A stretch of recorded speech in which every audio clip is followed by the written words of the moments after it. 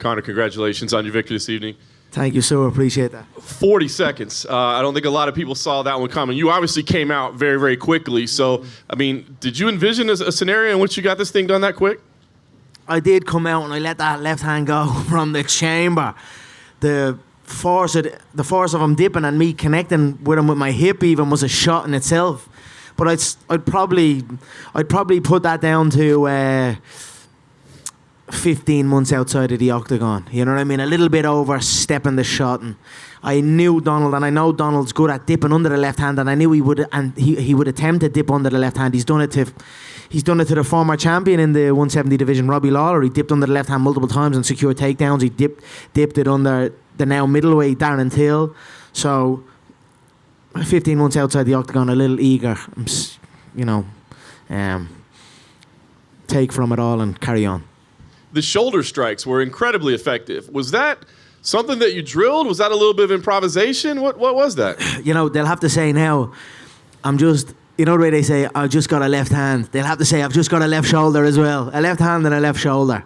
The so-called experts of the game, when they'd be breaking down my skill set, they'd be saying, I'm just a fighter with a left hand, which is highly disrespectful and uneducated. And I'd be surprised that so many of the supposedly knowledgeable people to be just claiming it as that. So it's a good shot in the clinch. You can really catch a man. So I knew I caught him with the first one off guard, and then I caught one or two more, and when we separated, the nose and the eye was bust. And it's a good shot. I've utilised that many times in the gym, and happy with it. You ultimately finished him with punches, but the high kick was a big part of the finish. I'm curious, obviously that's kind of his signature move in a lot of ways. Was that something you wanted to execute, or? Yeah, no, of course. I knew Donald has the most head kick knockouts in UFC history. I was saying to Megan backstage, that's the equivalent of a world title to me, to having a record like that, the most head kick knockouts. So, but at the same time, and I knew he was planning to knock me out with a head kick. I knew he wanted everyone, what if Donald catches the head kick and all this. I knew this was what Donald would have been envisioning and his team. They would have been practicing how to set me up with the high kicks. But at the same time, I noticed Donald has many discrepancies in leans and dips and under certain attacks that can also set him up for the high kick. So the high kick was something I thought I could catch him with also. His grandmother came in and spoke with you. I'm curious if you could share the details of that conversation. She's just a phenomenal woman, that lady. She's there from the first fight of the night till the final fight of the night, and even after the bout came over, and she just showed me respect, and I showed her respect, and it was great to finally meet her. You know what I mean? You see her; she's a prevalent part of the game, isn't she? Right? When Donald's fought so much, and that lady's there from the start of the night to the finish. Man, what a lady, and what a man she's raising. Very, very, very honoured to share the cage with Donald, and very proud. He's a good man, and he's got good people behind him, and much respect. Yeah.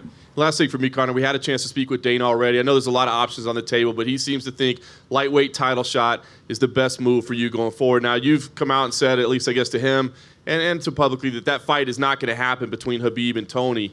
I'm curious what kind of deadline because you'd certainly be in line for the winner. But if you could slide in, that would be pretty impressive. But is there like a deadline? No, I don't think the who matters, right? I think the lightweight title will be there, right? That will be there. You see the difference in the physique, the preparation, and that, and that will come back around that shot. So I'm certainly not gonna, if this fight does go ahead, sit out and wait for it through holidays and injuries and all this type of thing that goes with it. So. The who doesn't matter for me now. It's just I'm looking at dates now, and I know March was there, and I'm going to have a look at the calendar and see where we're at. And Lorenzo gets back in from Panama on Tuesday, so I'll toast the fine Irish whiskey with Lorenzo. I always look to do that, a tradition. I was talking with Dana, so he gets back on Tuesday to Vegas, so I'll stay here, and I'll go for dinner and a toast with Lorenzo and Dana, and I'm sure we'll chat about it then and see what's what. So. I'll be ready. I'll have a celebration tonight. I'll chill with my kids tomorrow. I'll show Junior the fight on the telly, see how he reacts to it, see what he thinks of it. And then back to training. When you before a fight, you taper off for the final 2 weeks. So if you get a quick win and then you kind of go off, then all of a sudden it can be 4 weeks without a full training. You know what I mean? Without a real training session, and then you've slipped behind again. So I'm gonna make sure not to do that and get a good session in the day after tomorrow and carry on. Congrats, Conor, on your victory. Very Thank impressive. You, sir. Thank you. Just kind of curious why you let yourself get in that before, where you didn't do those things that you're just talking about you did now. What was it that put you in the bad spot? I achieved it all, right? I broke the game before I was 30 years of age. Simple as one belt became not enough. One belt's almost not even enough anymore. You got to get the two to even start questioning or, start earning it big style. So, maybe that. I achieved it all. John always says my coach says it's the worst nightmare for a coach if it's a student that achieves it all. The money, the fame, the belts, all of this. What then to motivate me?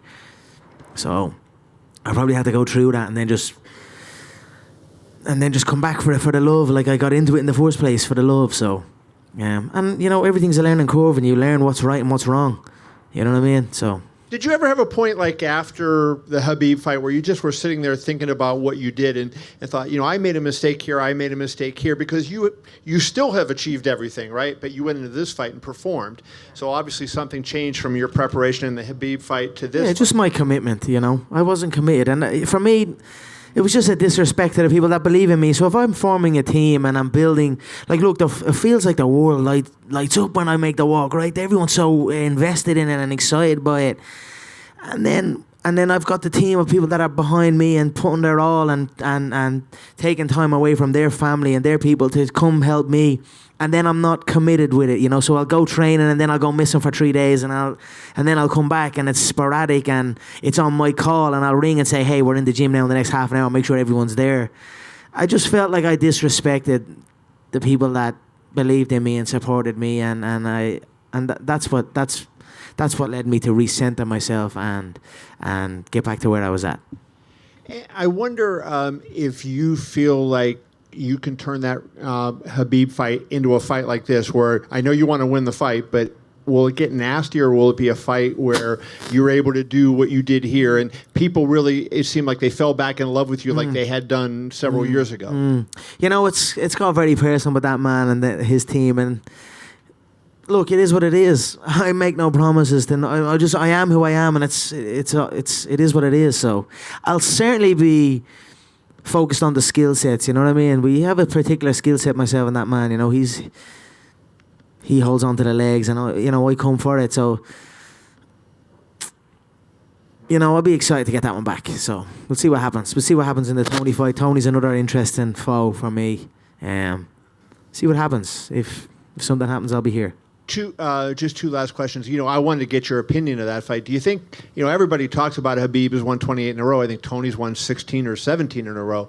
Do you think Khabib is a lock to win that, or do you see a way Tony could win that fight? A fight's a fight. Tony's hittable, but he's awkward and he's rangy and he's, you know what I mean? So anything can happen. Let's see what happens. And then finally, how did things change if you have to make a weight cut? So in this fight, you didn't have to do that. You go into this fight, you're strong, you do that.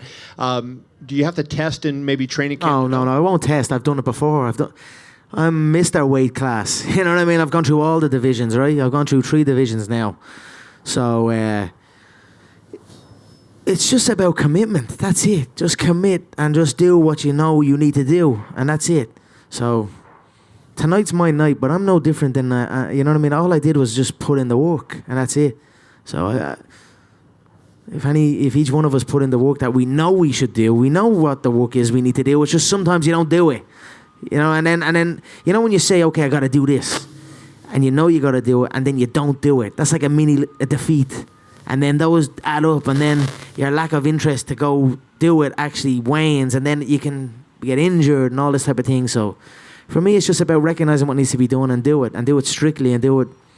And that for me leads me to enjoy it more. And that's basically what happened this camp. So I could have made 155 this week. I ate up to 170. So I'd say I could have been about 169 in there on the night. And I'd say Donald had a bit to cut this fight for this camp. He was in the sauna since Wednesday. So I wouldn't be surprised if Donald was about 180 plus in there. So, but I tell you what, I felt energetic, I felt good, and happy days. So, but I've experienced it all. I've experienced near blackouts for the Mendez weight cut. I had no nutritionist, no nothing. And I done it all myself, and it was a heavy weight cut. And then for the Aldo one, I done it correctly, and I felt okay. We had a nutritionist on board, and I felt good at 145, and I've obviously had amazing success down there. And then the 155, and then it's just about commitment. That's it. You put in the work, you'll reap the rewards. There's no secret sauce to this. Recognize what you need to do and fucking do it, and you will succeed. Hi, Conor. Straight in front of you to your left. I asked Dana about the possibility of you fighting Khabib in Moscow, and he's very against the idea. Can you explain to me why that's so appealing? Why was he against it? Pay-per-view, by the sound of it. Come on now, how much money is enough money? How much money is enough money, for fuck's sake? There's a lot of money in Russia. There's a lot of revenue in Russia. I love Russia. I love the Russian people. I went to Moscow recently, and they're such a great nation. They're so passionate about the sport of mixed martial art. About the sport of mixed martial arts. They're so passionate about myself, and they support me greatly. They support proper 12 Irish whiskey. They know a good liquid. They know a good spirit. So they're good spirited people. And what a place! It would be like something out of a Rocky movie. You know what I mean? So I'd be very eager to do that. They ain't the hometown Vegas boy. I know the Vegas people will be campaigning for it. Look, let's see what happens. I would love that. I want to create spectacles for the people, you know? That's one hell of a spectacle. Even me going out there in Moscow that time, the place shut down. The world took notice, you know what I mean? Your mom was saying I wasn't allowed out there. I wasn't supposed to be out there. They were running the streets screaming my name. So I'm more Russian than that man. So I would love to go to Moscow and compete there, you know. Dana didn't like Moscow, but he liked the sound of stadium shows, potentially in the UK, maybe in the new Raiders stadium. No? Oh, here? Yeah, here, of course. Look, if there's a stadium show happening in Europe, it's happening in Ireland. It's not happening in the UK. I love the UK greatly also, but it's not happening in the UK. If there's a stadium show earmarked for me in Europe, bring that motherfucker to Ireland. I'm asking that since the beginning. What did I say? I'm going to go backstage with Mr. Lorenzo Fertitta, toast whiskey and talk football stadiums. So I'd be more than excited about that if we could do it. I'd love to compete in Ireland as well. I'd love to compete in my hometown. Do you know what I mean? How amazing would that be also? I'm going to have a sit down. I know that, what's it called? The Allegiant Stadium. It looks phenomenal. Absolutely phenomenal it does. I would love to be the first combatant to compete in there. So that's definitely on the radar, and it's so easily done.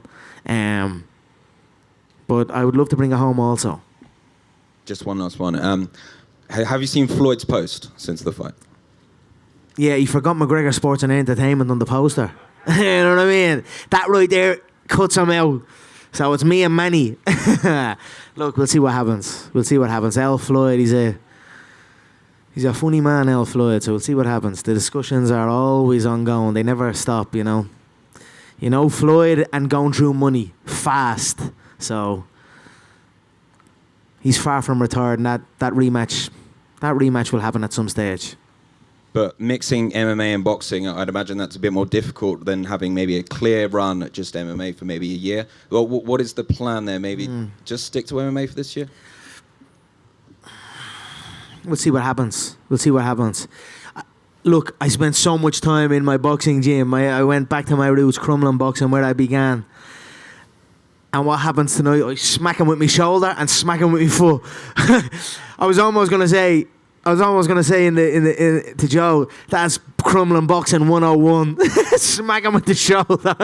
But no, I've been getting great training in with the team back home, and I'm an experienced fighter, right? I've been through it all. I've been up and down in the weights. I've been across sports, so I can do it all as long as I'm fit, and we'll see what presents itself. Conor, you made it a point to stay sober throughout this camp. You reiterated that many times. How does it feel to be reconnected with your old friend there? My belly is warm. What can I say? But don't get me wrong. It's you gotta. That's one of the things I love about whiskey. You've got to respect it. You've got to respect that liquid, because if you don't, it will come and get you. So, I done a good stint off of it. It was not easy, but the people deserved it. I made a promise to the people, to my fans, to my team, that I would abstain. That's a baby of mine. I've got Conor Jr., I've got Crea, and I've got Proper 12. It was one of my children. Seriously. So it was not easy, but I stuck with it, and it's great to get a little sip on the tongue now tonight, and I'll enjoy it with the fans tonight, and then respect it after that. I've learned the lesson, I'll tell you what, once or twice. Tonight was Donald Cerrone's 34th UFC fight, which is the most in history. It's the first time he's never landed a strike in a fight. What does that mean to you to kind of be the person who made that happen? The records that man has, give him some sort of belt.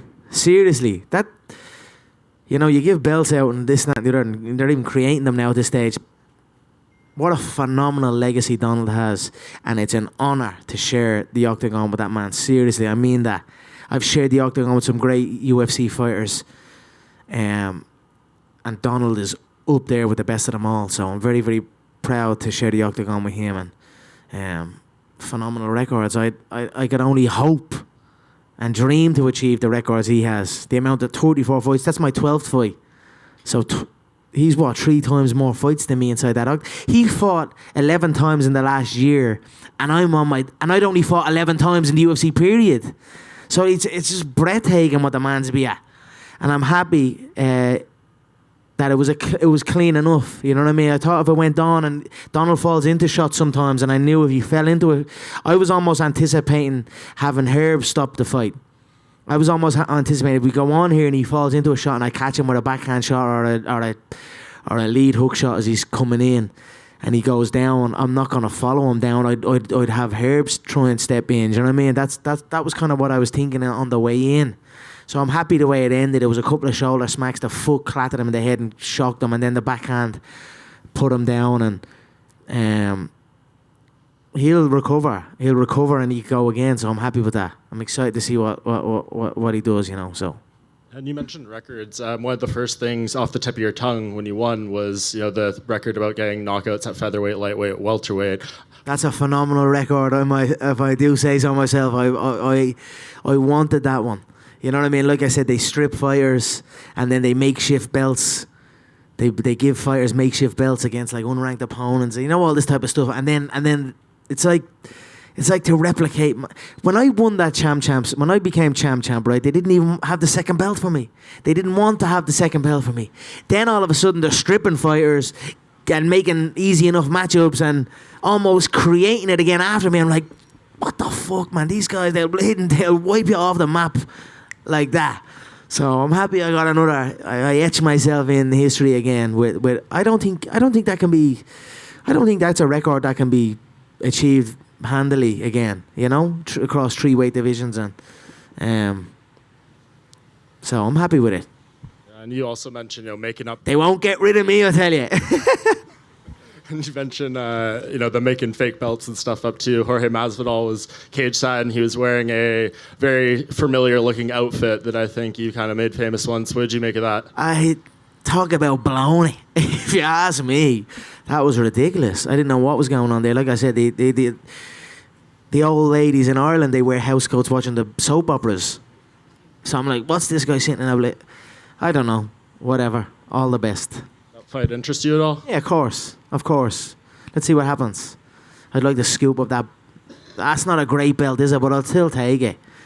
Add it to the list, So, wasn't a good night for Jorge, if you ask me.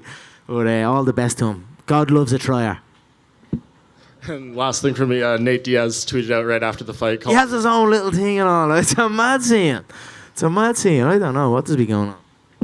Nate Diaz tweeted out right after the fight calling it weak as fuck. I don't know if that was in reference to Donald's performance or just the fight in general. What's your response to that? And is he anywhere on your list of potential opponents? Let's go, Nathan. Let's go, brother. Number 3. It's always here. So, we're right here, Nathan.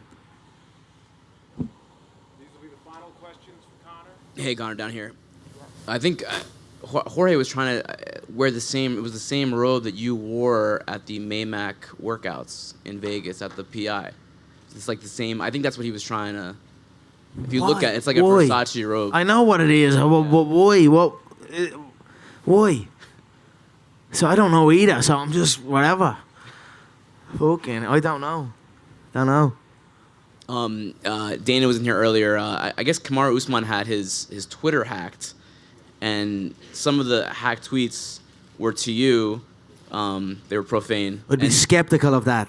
Skeptical of that because one came through early, and it had all the hallmarks of that little fucking weasel, Ali.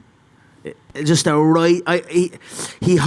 They give him control of the accounts. He had Frankie's account. He had Henry's account. This has been going on a while. He gets it and then writes something through their thing.